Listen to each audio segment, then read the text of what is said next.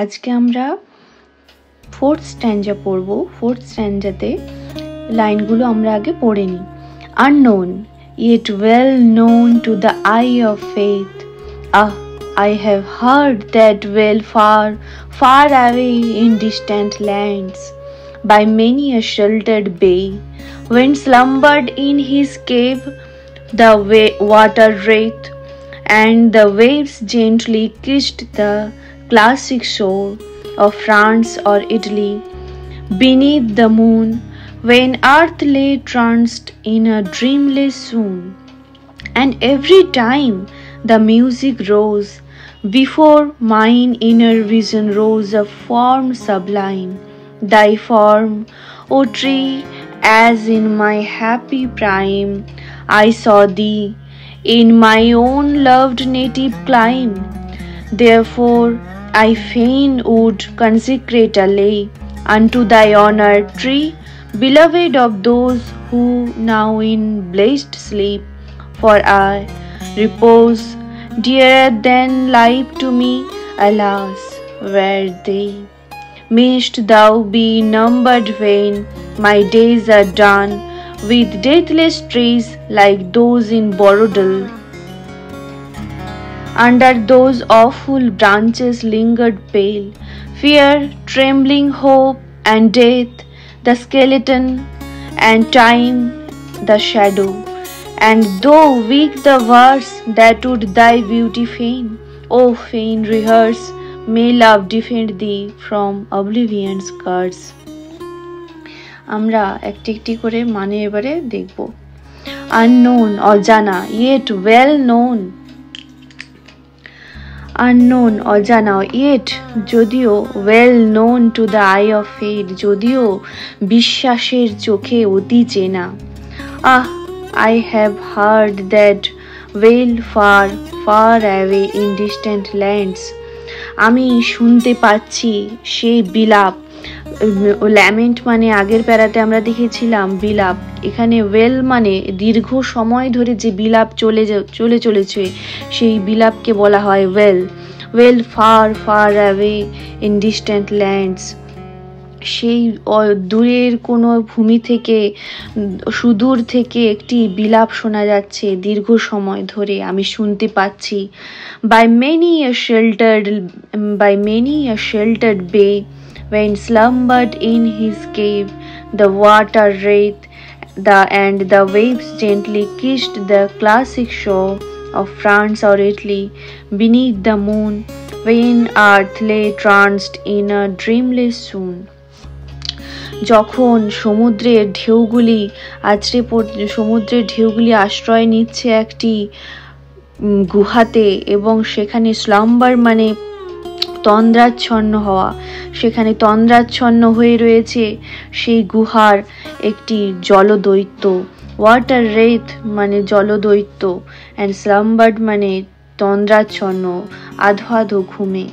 Shelter মানে আশ্রয় নেওয়া, যেখানে সমুদ্রের ঢেউগুলি আশ্রয় নিয়েছে একটি গুহাতে এবং সেখানে রয়েছে একটি তন্দ্রাচ্ছন্ন জলদৈত্য, এবং সমুদ্রের ঢেউগুলি কোমলভাবে যেন চুম্বন করছে সেই একটি সমুদ্র তীরকে, যেটি ফ্রান্সের হতে পারে কিংবা ইটালির হতে পারে, এবং সেই সমুদ্র তটের চাঁদের আলোর নিচে আমি বসে আছি, এবং সেখানেও সেই স্বপ্নবিহীন তন্দ্রাপূর্ণ অবস্থায় আমি তোমার কথাই ভেবে চলেছি।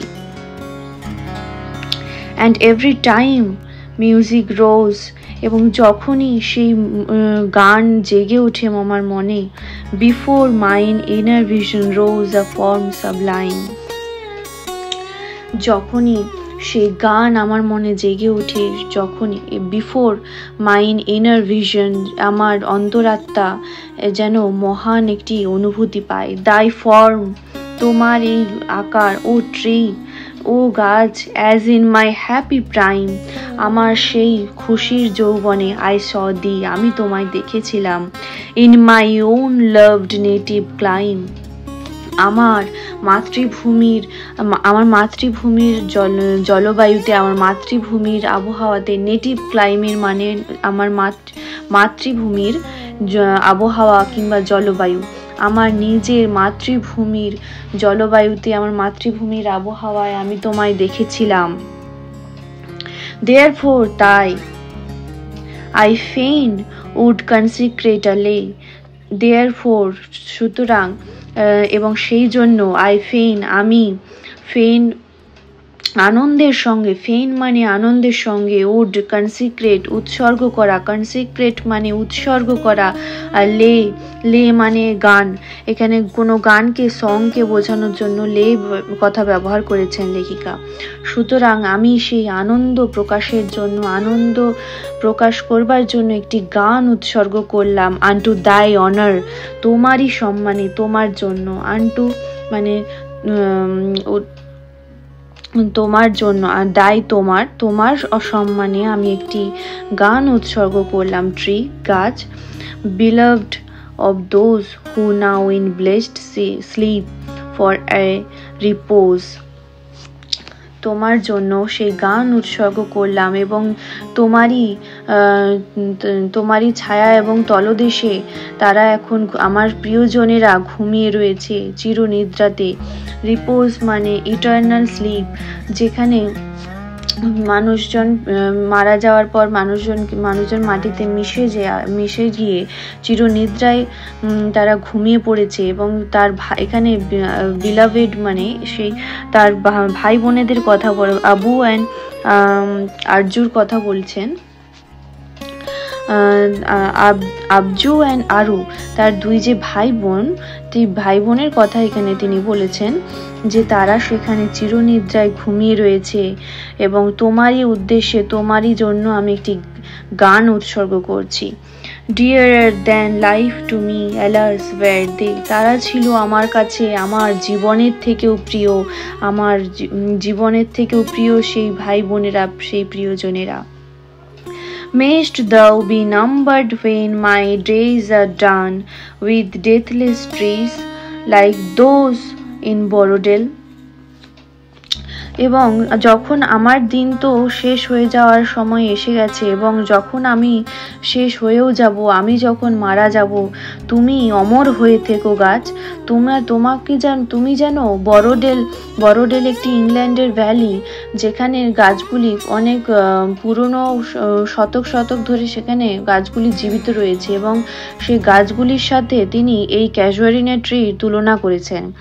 ইংল্যান্ডের সেই গাছগুলিকে নিয়ে উইলিয়াম ওয়ার্ডসওয়ার্থও কবিতা লিখেছেন, এবং সেই গাছগুলি শতকের পর শতক ধরে যেন মানুষের হাসি, কান্না, সুখ, দুঃখের সাক্ষী হয়ে রয়েছে। অতীত, বর্তমান, ভবিষ্যৎ সব কিছুই যেন সাক্ষী হিসেবে সেই বরোডেল নামক ভ্যালিতে, ইংল্যান্ডের সেই ভ্যালিতে দাঁড়িয়ে রয়েছে। এবং সেই গাছেদের সাথে সেখানে সেই ভ্যালিতে ইউ ট্রিজ পাওয়া যায় ইংল্যান্ডের, এবং সেই ইউ ট্রিজগুলির সাথে, বরোডেলের ইউ ট্রিজের সাথে এখানে লেখিকা এই ক্যাজুয়ারিনা ট্রিকে তুলনা করেছেন। Under those awful branches lingered pale, fear, trembling, hope and death, the skeleton, and time the shadow, and though weak the words, ফুল ব্রাঞ্চের, তোমার সেই মনোমুগ্ধকর ব্রাঞ্চগুলি, শাখাগুলির তলায়, লিঙ্গার্ড পেল, সেই দীর্ঘকাল ধরে থাকা সবকিছু যেন মলিন হয়ে যায়। পেল মানে মলিন হয়ে যাওয়া, বিবর্ণ হয়ে যাওয়া। ফিয়ার ভয়, ট্রেমলিং হোপ, এবং একটি আশা, কম্পমান আশা, এবং and death মৃত্যু, the skeleton কঙ্কাল, and the time the shadow এবং সময়ের ছায়া।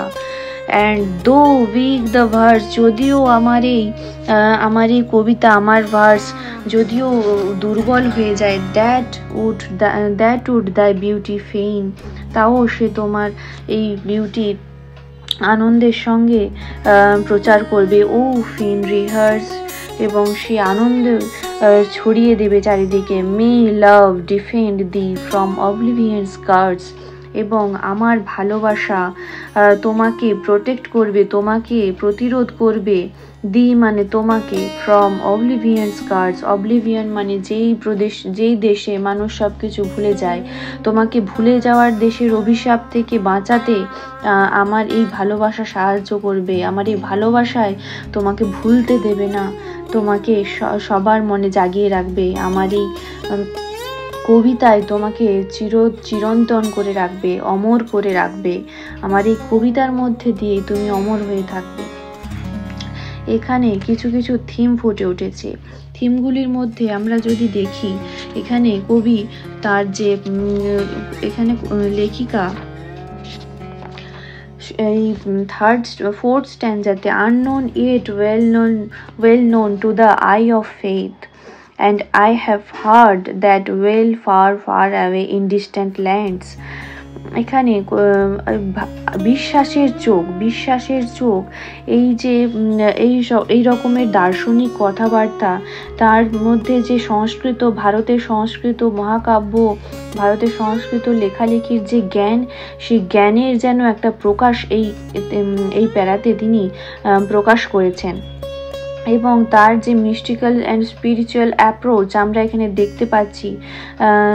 তিনি এখানে আননোন বলতে তিনি অজানা কোনো দেশের কিংবা আনএক্সপ্লোরড দেশের কথা বলছেন না। তিনি এখানে বলছেন একটি আত্মা যখন একটি দেহ ছেড়ে চলে যায় অজানা দেশে, সেই পৃথিবীর কথা, সেই দেশের কথা যেমন আমরা কেউ জানি না, সেই রকমই world of the departed soul. এখানে আননোন বলতে ওয়ার্ল্ড অফ দ্য ডিপার্টেড সোলের কথা কবি এখানে বলেছেন।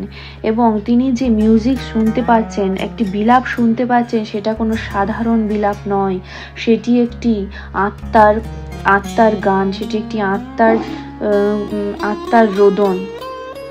Music of soul, not an ordinary soul, not an ordinary music, but it is the music of soul.